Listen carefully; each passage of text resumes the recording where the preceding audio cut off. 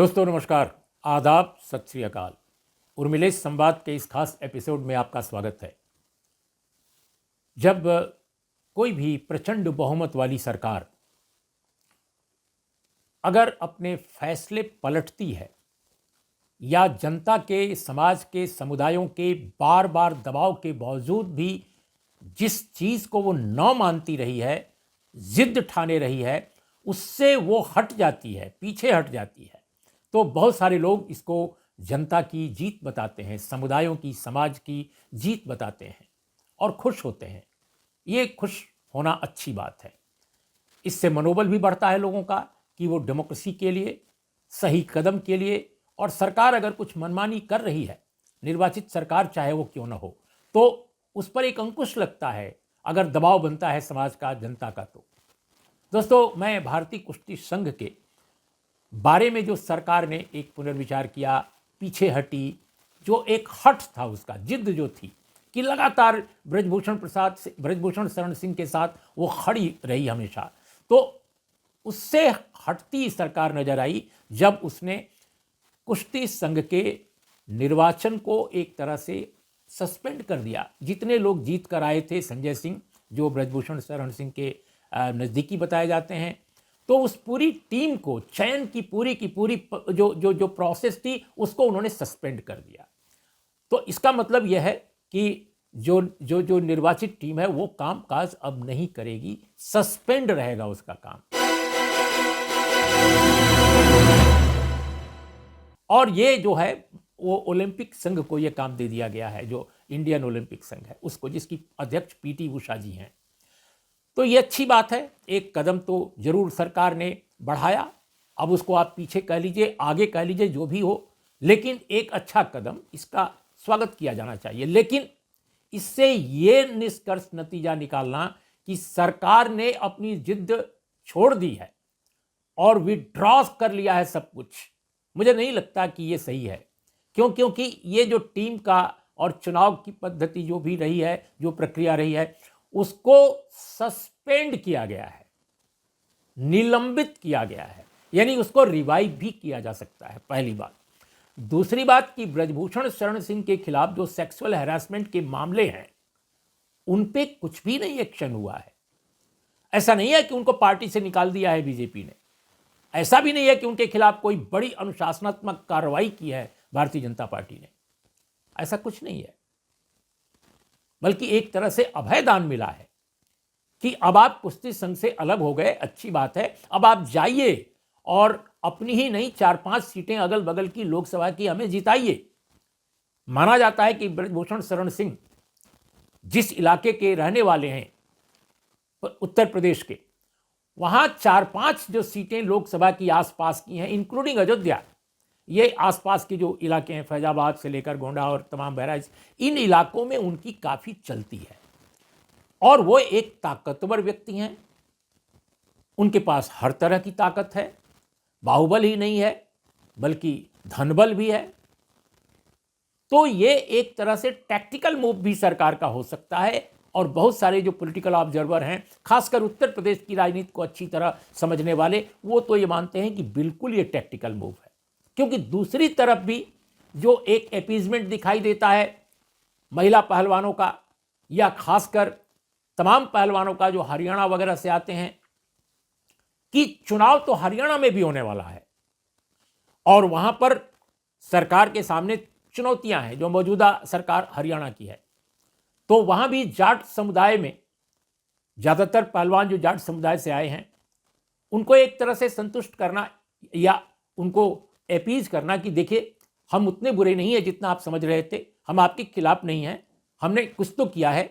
अब जो पद्मश्री लौटाया, 3-3 पहलवानों ने लौटाया, 3-3 पहलवानों ने।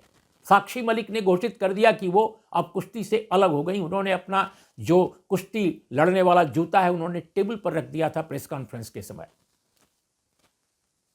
लेकिन उन्होंने भी अप्रिशिएट किया है, साक्षी मलिक ने भी सरकार के इस कदम की और कहा है कि चलो कुछ तो हुआ। उनकी वापसी के भी संकेत मिल रहे हैं कुश्ती में। बहरहाल ये उन पर छोड़ा जाना चाहिए। हर खिलाड़ी का सम्मान होना चाहिए, उसके फैसले का सम्मान होना चाहिए, क्योंकि वो राजनीतिक नहीं है, वो ब्यूरोक्रेट नहीं है, वो खिलाड़ी हैं।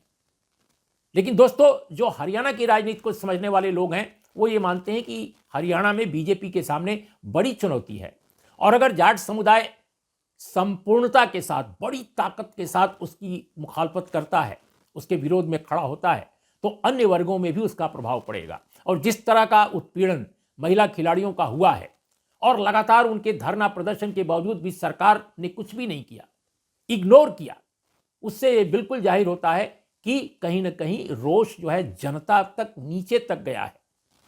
तो इसका मतलब यह है कि ये जो मसला है दोनों तरफ के चुनाव का है, लोकसभा चुनाव और विधानसभा चुनाव।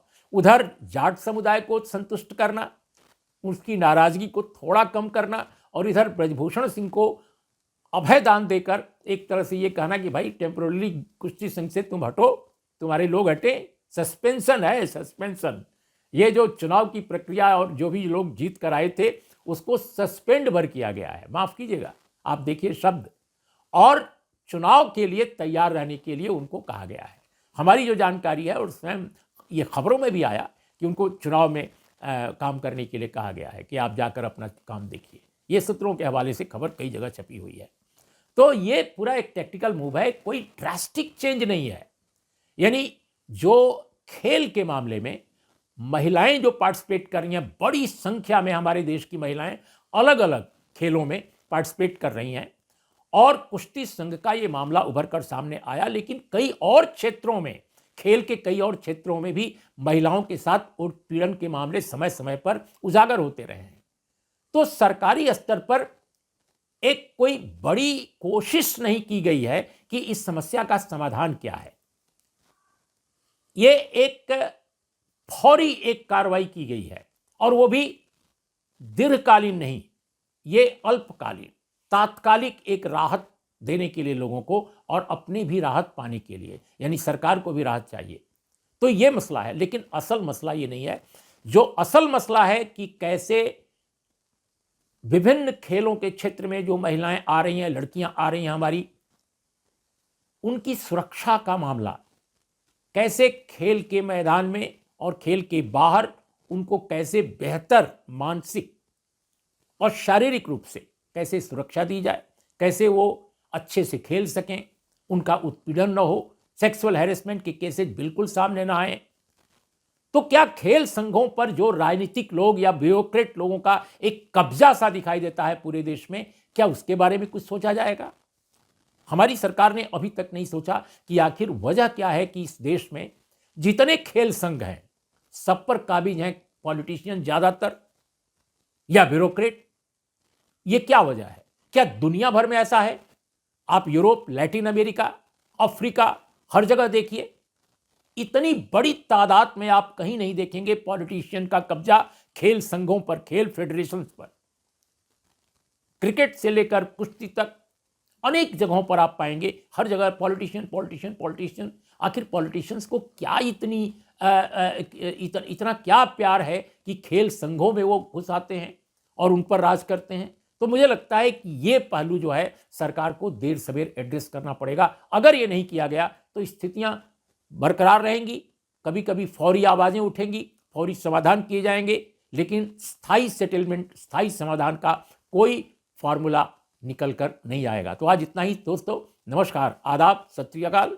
हमारा एपिसोड आपने देखा, अच्छी बात है, लेकिन आप सब्सक्राइब कीजिए, और इसके अलावा अपने दोस्तों के बीच भी इस चैनल को सब्सक्राइब करने के लिए कहिए, अगर आपको हमारी बात, हमारा एपिसोड अच्छा लगता है।